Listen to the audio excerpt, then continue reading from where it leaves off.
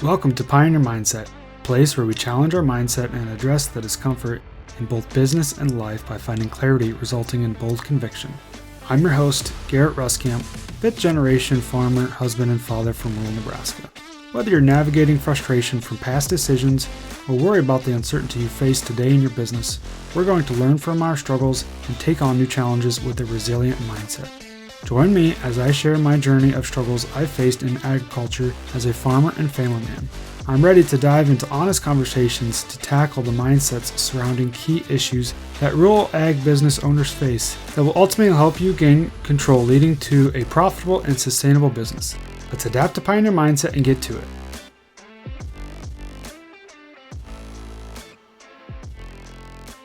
Welcome back, everyone, to this week's episode of Pioneer Mindset. So on this week's episode, I want to talk about money, or how we think about money and how ultimately you think about money. And specifically with this, I want to talk about the psychology of money.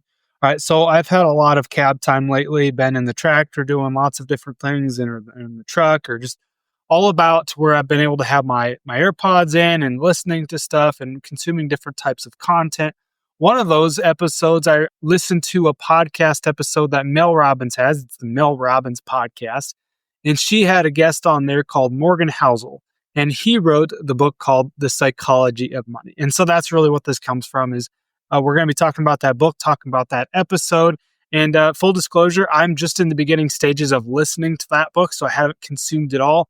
But what I really like about the episode that Mel did with Morgan is Mel is, obviously the best. Like she's got a really good podcast out there. If you have not listened to any of her episodes, go check it out. It's not tied to ag at all. There's probably not a single episode on there that has somebody that's tied back to agriculture. But it's Mel Robbins podcast to talk a lot about mindset, talk a lot about how we can just view different things in our day-to-day lives. And so really good episode there. But with this one here, talk about the psychology of money. With this, it's really nice because yes, it's very important to read the book, and that's what I'm doing right now. It gets me interested in reading the book. But they really kind of cover a lot of key topics here and key areas. And so I want to kind of run down those. By all means, please go listen to the episode, though, because I'm not going to do it justice. But the one thing is I want to just kind of talk about these key areas, key points that they talked about, and then really elaborate on kind of what my thoughts are on them. And then really kind of what your thoughts are, really thinking about this as we talk about each one of these points. All right. So talking about the psychology of money, how we think about money. And I think that's really important because, yes, we can go read a book that's going to tell us how to, do X, Y, and Z and how to do it. But how do we think about this? So that way we can get my own mindset going. And so that way we can really think about the way we can change our way of thinking when it comes to money, right? Kind of the big thing that we're all used to talking about and dealing with, right? All right, so let's get into this, all right? Some of the key points that they hit off right out of the gate, all right? They kind of talked about these things, and I think they're just awesome, right? So the big points here when it comes to the book that they talked about was focusing internally on your own goals and don't compare yourself to others, save just a little bit, live slightly below your means, invest it, and be patient. Like, wow, just all those things are just kind of like a 1-2 punch, right? There's so much there to unpack. And so that's why I want to talk about those. And so kind of really focusing internally on your own goals and don't compare yourself to others. What are we talking about there? We hear that all the time. Don't compare yourself to others. Don't look over the fence. We always think the grass is greener on the other side of the fence. And so that's why we need to really use money as a tool, not a yardstick. And that's what they talked about, was using money as a tool and not a yardstick. And how often do we do that? I mean, we look at our pickup compared to the neighbors, and we think if we've got a nicer pickup, we're worth more, we have more value than they do, or we've worked harder, we're better than them, or vice versa. We look at other people that have things that we don't, and we think that we've got a smaller yardstick, we've got a smaller bank account, and we're not happy with everything that we have. And so ultimately, at the end of the day, we're just trying to use our money as a yardstick to measure up against everybody else and compare ourselves to others. And going back to that, focusing internally on your own goals. I mean, how powerful is that? How well do you do that in your life? Think about that. All right. Are you really good about just focusing internally, kind of putting everything else to the side, kind of putting the blinders on as to what you're trying to do in your life? Or once again, are you looking over the fence? Are you looking at what everybody else has around you? Back to kind of as I'm recording this, we're wrapping up harvest. We're getting into early November. probably the last, let's call it 45 days, 30 days as we're on the thick of harvest. The one thing when it comes to harvest is everybody's out and about, right? All the neighbors, they got all the equipment out there. And so it's really easy to see everything that they have. And it's really easy to compare ourselves to others. Like, oh man, those guys got 2 combines. I bet they cover X amount of acres. Or maybe they've got 3 trucks. They've got all this, that, and the other thing. And we're just constantly comparing ourselves to others. And what that does is it just gets us distracted. All of a sudden, we're not focusing on our own thing. All of a sudden, we're once again using money as a yardstick and not a tool, right? And so the other thing here, kind of to build upon that, and this is a message that needs to be spoken loud and clear, that nobody cares, right? Nobody cares about your own, what you actually have, all right? So a lot of times what we do is with our money is we're trying to impress people that don't even care, right? We're trying to, okay, maybe back to the harvest example, maybe we do our best to clean up the equipment, which is a good thing, right? It's not a bad thing, but we do our best to clean up the equipment. We do our best to have a nice shiny truck, or maybe we make some decisions because we think it's going to make us look good, right? It's making, the neighbors are going to notice. Maybe we're on the highway and everybody driving by is going to notice. And we want people to notice us. We want people to care and notice, like, wow, look at that guy. Look how much he's got going on. Look what he's doing, right? Look what he has. But we think people care about that. Nobody cares about that stuff. You know why? Because they're too busy caring about what they have and how it's going to look to everybody else. And so this was one that just really rung true to me, because that's all we do is we're like, man, I wonder how people are going to see this nice shiny truck that I have and what they're going to think about it, or me farming these new acres over here, what they're going to think about it. Yeah, they might see it, and then in a snap of the fingers and a blink of an eye, they don't care because they're on wondering about their own self. That's the way people kind of operate, right? We're all pretty self-centered by nature, right? Just kind of all focusing on ourselves, but yet wondering in the back of our mind, how is everybody else going to think about this? So we're not focusing internally, we're focusing externally. And that causes us, once again, just to get distracted and not focusing on ourselves, and really ultimately focusing on the wrong things will lead us to maybe spending money where we should, or maybe spending money where we don't need to, spending money where we think people are going to care about ourselves, but they really don't. So nobody cares. Everybody's too busy caring about themselves to really care about you, right? And care about everything that you have, specifically when it comes to like the materialistic side of things. Now, the next one here to build upon that as well is nothing is as good or as bad as it seems. And that's one thing that they mentioned on this episode. And one of those things that, like, when you think about it, when you look over the fence, we say the grass is greener on the other side. Well, is it really, right? Is it as good as you think it is? And what I mean by that is there's multiple different ways to kind of analyze that. Is it as good as it seems? Or, did they have to go through a number of work? Did they have to have a lot of sacrifices to get to that point? Maybe everything materialistically, maybe they've got the equipment, they've got the acres, they've got all the cool stuff that we think that we want, but maybe their family life is shit. Maybe their family life is broken. Maybe their body's not very good. Maybe their confidence in being isn't where it should be. And so we always think that it's so much greener on the other side of the fence and that we want that, but nothing is as good as it seems. On the flip side, maybe nothing's as bad as it seems. Maybe there's somebody in a lower class, maybe it's on a poverty level, and we think that you just almost feel sorry for them because they don't have as much nice things as maybe you do, or maybe as others do. And you think that they're just living in poverty, right? Or just in not a very good way. And you think, how terrible would that be? How much would that suck? Thinking how bad would that be? But maybe it's not. Maybe that person is actually happier than you.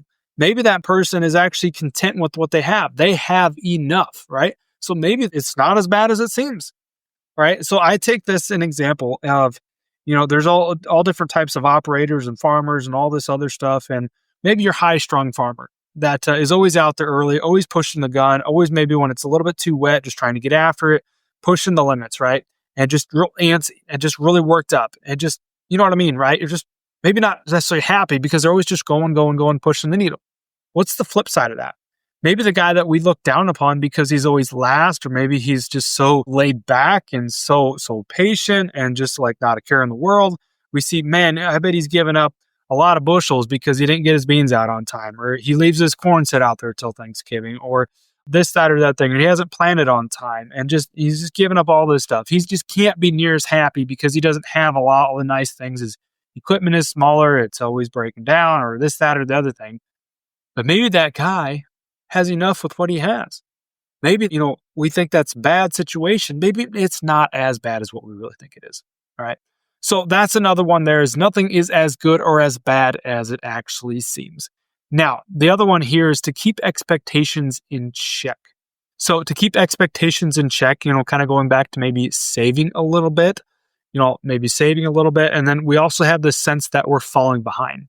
To keep expectations in check and we have a sense that we're falling behind kind of go hand in hand. Because once again, if we have the sense that we're falling behind, whatever age you are right now, whether you're 25, 35, 45, 55, no matter what, we always feel like we're just kind of falling behind, right? So we're continually chasing and pushing and doing more and more and more to try to catch up to that, to try to catch up to those around us. Maybe we see somebody that's 10 years younger and has more than what we do and has accomplished more. And so we feel like we're falling behind, or somebody that's the same age as us and we feel like we're falling behind from them. Once again, comparing ourselves to others. Once again, using money as a yardstick versus a tool. Okay. And so to kind of keep expectations in check there, going back to saving a little bit, but then also living slightly below your means. And this is for whether it be you or me or just America as a society, to live slightly below our means is pretty much the opposite of what we do. We pretty much live slightly above our means to where we can just never fully get into control. We never fully have enough because we're always living slightly above our means versus below our means. All right. It's kind of hard to save just a little bit when you're always living slightly above our means. Once again, trying to chase that new vehicle, trying to keep up with the Joneses, trying to just continually push to have more and more and more. And so to kind of jump ahead here, because as we talk about the more and more and more, one of the other phrases that they mentioned is enough is better than more. All right. So I've mentioned that before is, are we content with what we have? Do we have enough? Enough is better than more versus always pushing it, always pushing the limit to something more, something new. And back to that phrase, just like I mentioned before, is living slightly below our means is kind of coming back to that phrases of having enough, which enough is going to be better than more. If we can rephrase our mindset to where we have enough versus always seeking more, then all of a sudden now we have a little bit extra to save. We are now living slightly below our means, and now we are actually buying back our time. We're being disciplined with what we have. And then that leads to this last one here with investing it and actually being patient. Investing it, and maybe in your case, maybe it's in real estate. Maybe it's in some business opportunity that you're trying to start up, right? Maybe it's in the stock market. Maybe it's investing in your life insurance or whatever the case is. But investing it and being patient. Not putting $1 in and expecting 5 out within the first year. And so that's just a matter of just investing it and being patient. Those two things just take a lot of discipline. And I think we can both understand that or kind of appreciate that.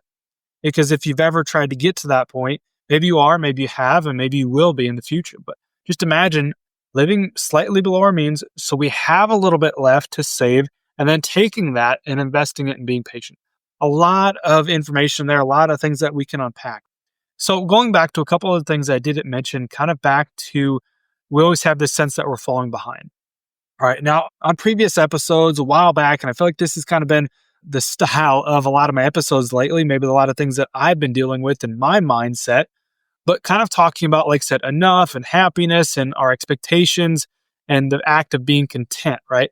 But one of the things that they actually said is all happiness is the gap between expectations and reality. And the wider that gap, the more miserable you will feel. Okay, now really think about that. Kind of going back to having that sense of falling behind or maybe keeping the expectations in check, right? But if we think about this, and our expectations are always out there in front of us, and our expectations are always too far to grasp, and those expectations are way out there, almost unreachable, and to where we feel like we're just never actually there. Reality is never to where our expectations are. We haven't kept our expectations in check. We're always trying to chase the Joneses, right? Or kind of use money as a yardstick and measure against others. Don't have enough, or always chasing more. And those expectations never get to where reality is. Are we ever going to be happy? Unless those two come really close together, and all of a sudden we get those to where we have expectations, but our reality is right there. Okay, we got to be pretty happy and pretty content about that. right? So it's a matter of just kind of managing that gap, kind of seeing what that gap is versus, kind of the gap that we're actually dealing with, right? Okay. And that gap, by the way, is not physical. That gap is all in your mind. That gap is everything in between those ears, right? That 6 inches, that 6-inch gap between your ears is how we control that gap between expectations and reality. Once again, the wider that gap, the more you keep moving the expectation, the more you keep moving that goalpost, the more miserable you will feel, and the more miserable you will be, and the more unhappy you will be. So the one thing here, another thing to kind of build upon that once again, and this is one thing that they said coming back to this podcast episode with Mel Robbins and this Morgan Housel from the Psychology of Money, this last kind of tidbit here that they mentioned is the hardest financial skill is to keep the goalpost from moving. Now think about that one. Every time we accomplish something else in life, all of a sudden that goalpost moves just a little bit further and a little bit further and a little bit further. So we never actually reach the end zone. We never actually reach that goalpost. We never actually get to where our expectations and reality come close together on one and one. Therefore, we never actually are happy or content or have enough, right? Because we're always just chasing more and more and more because we keep moving that goalpost, right?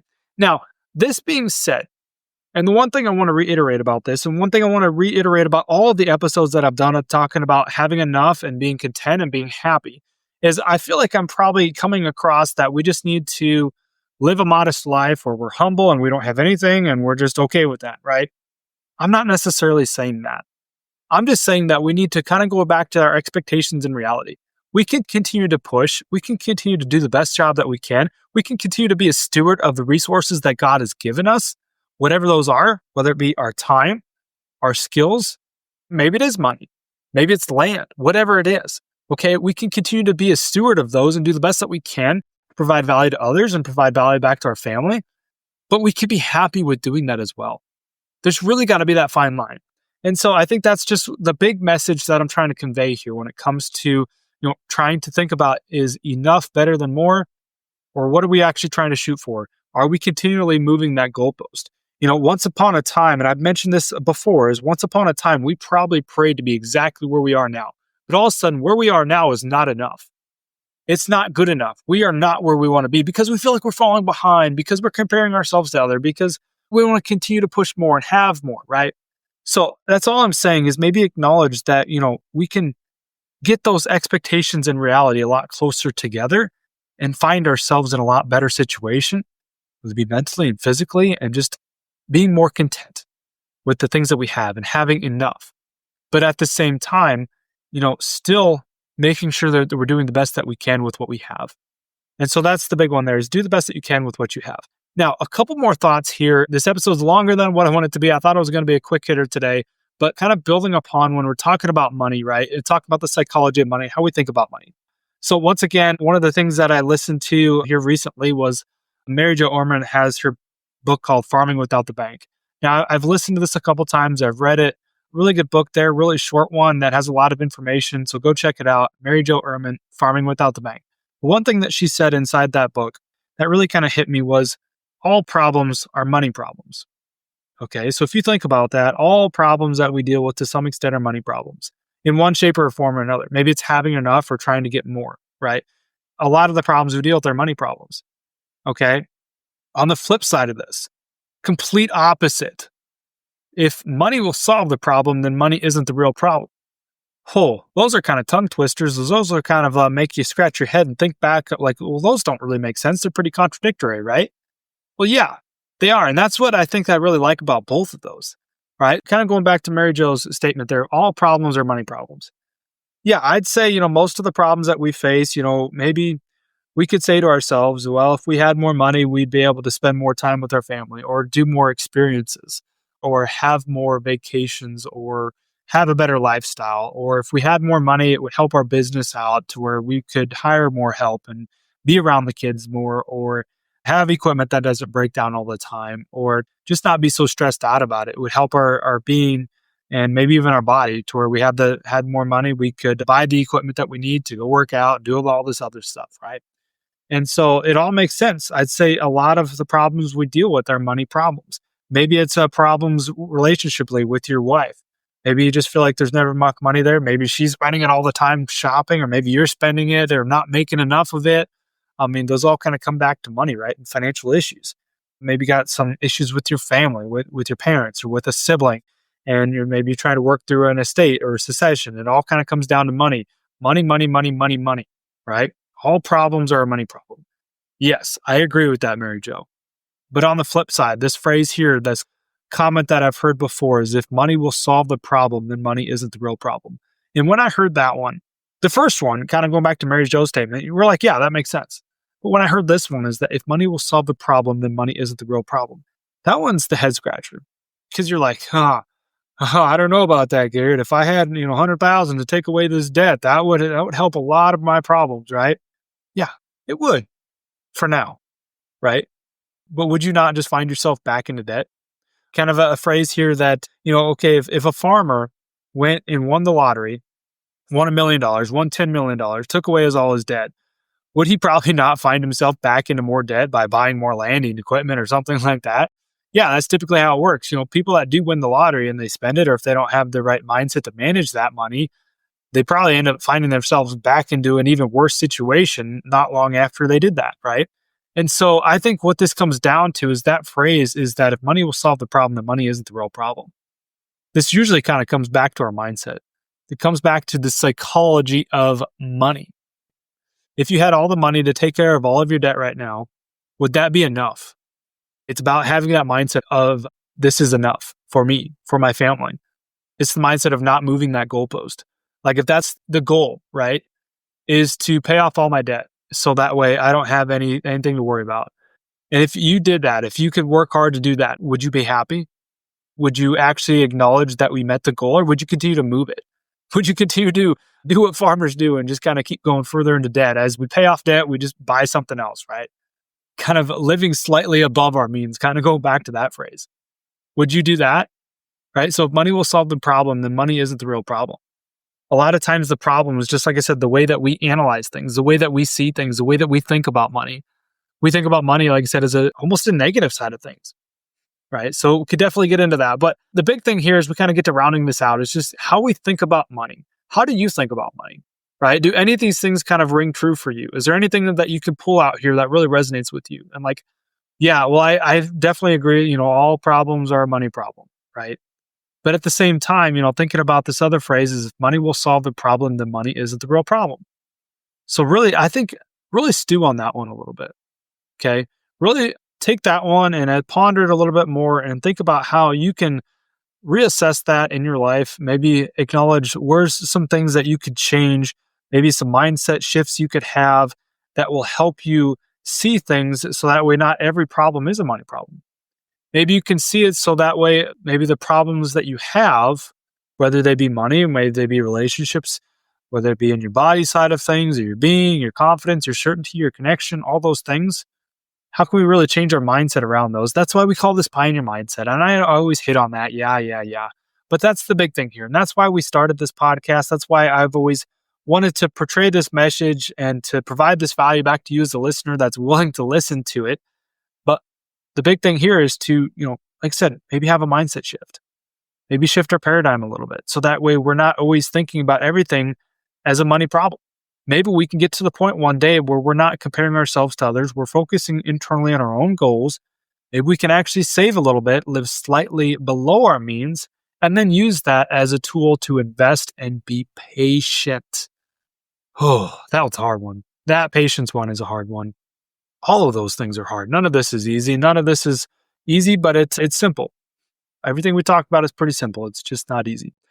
Really, that's about all I have for this week's episode as we talk about the psychology of money. Once again, go check out that episode, that Mel Robbins podcast. Lots of good episodes on there, especially as we talk about the one where Morgan Housel is on there, talk about the psychology of money. Go read his book, go listen to it as we have some time. And I think there's a lot of value in there. But for now, that's all I have for this week's episode, and we'll catch you guys next time. Thanks for tagging along with me today as we sharpened our mindsets. If you've gained insight from today's episode, be sure to take a screenshot to share or send this episode to somebody who might also find value in it. For more, Follow me on Instagram at @GarrettRuskamp or on Facebook, and join me next time for more conviction through clarity.